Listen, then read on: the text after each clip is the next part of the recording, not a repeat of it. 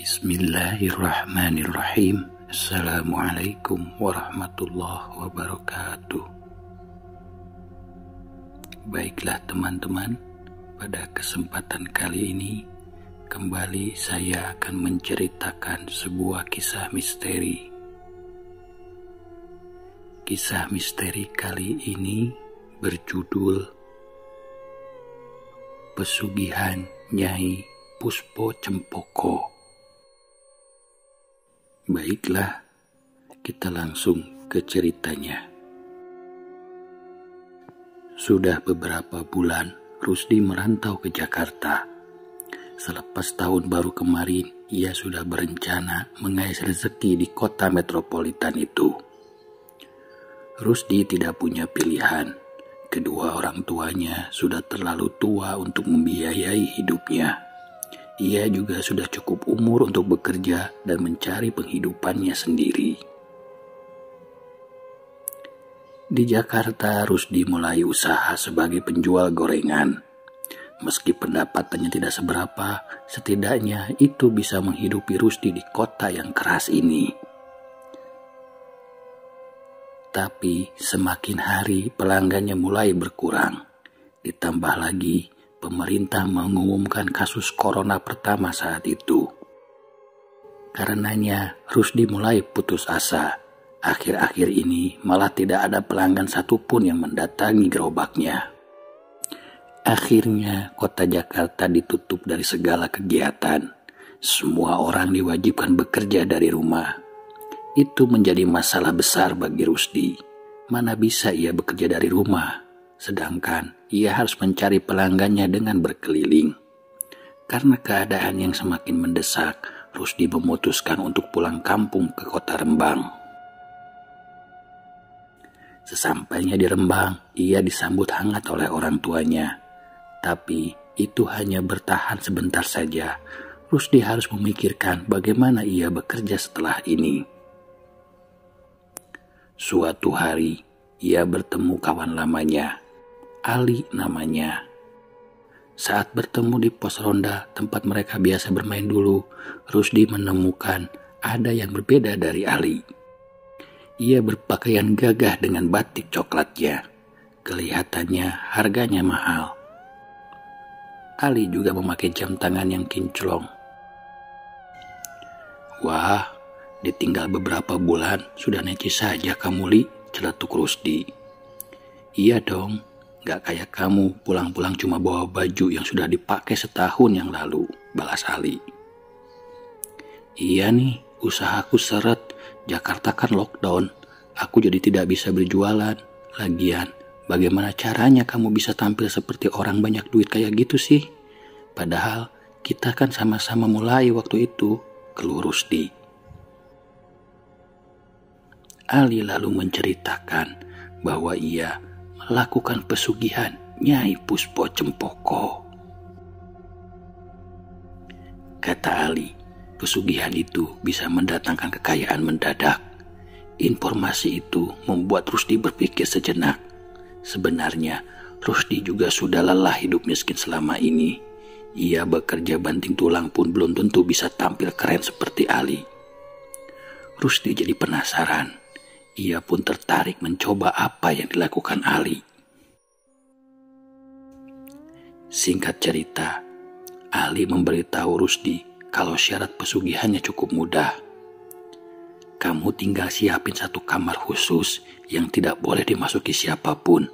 Setiap malam Jumat, kamu harus menaruh kembang, jajanan pasar, kelapa hijau, menyan, dan madu di kamar itu, jelas Ali.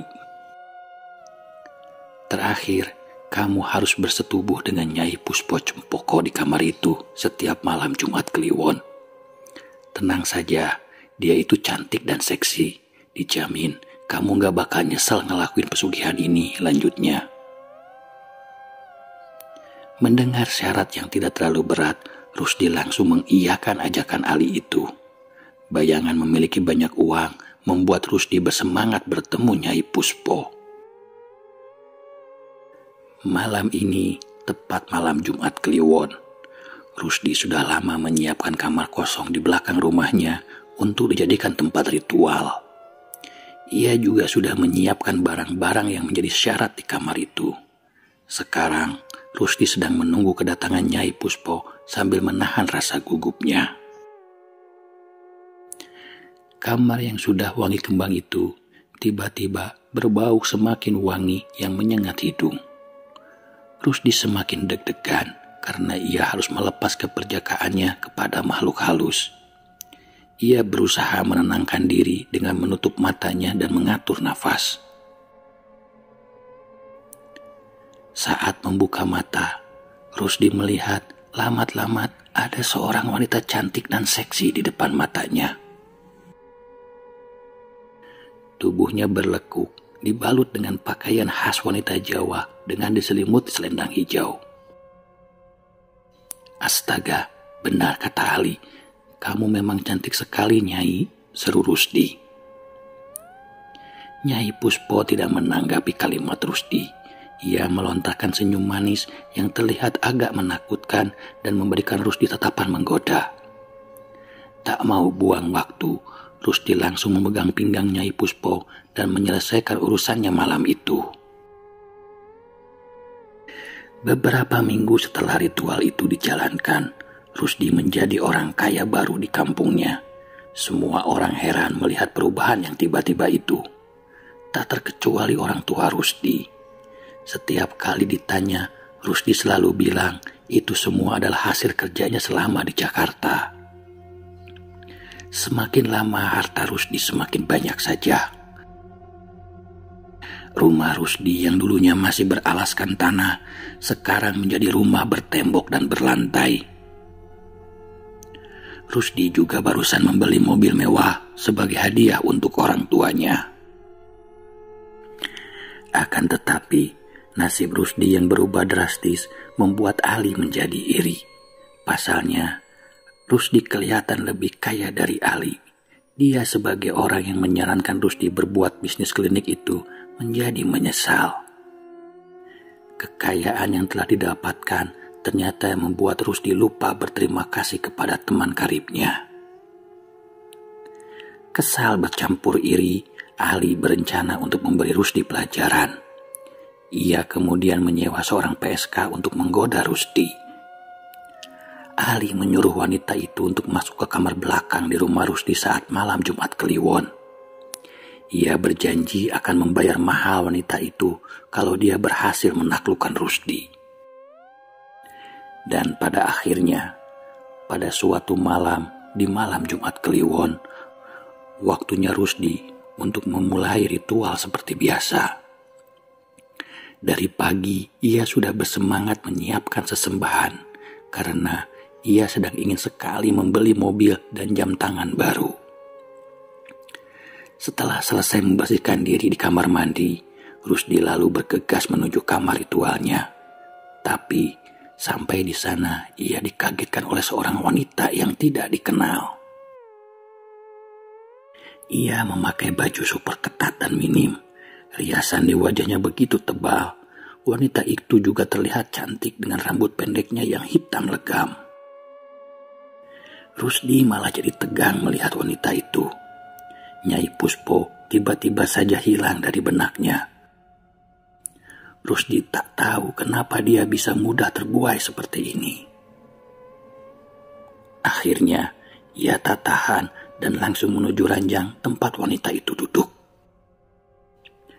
Namun, sedang enak di madu cinta, tiba-tiba ada angin kencang berhembus ke dalam kamar.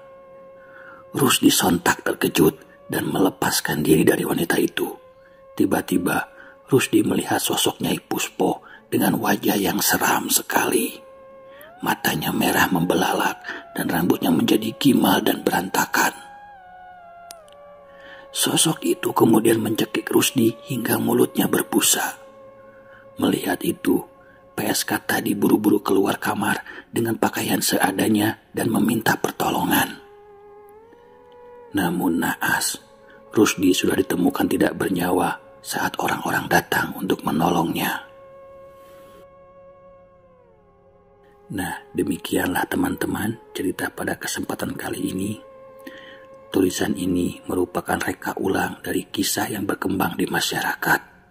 Kesamaan nama, tempat kejadian hanya kebetulan belaka. Billahi taufik walhidayah. Wassalamualaikum warahmatullahi wabarakatuh.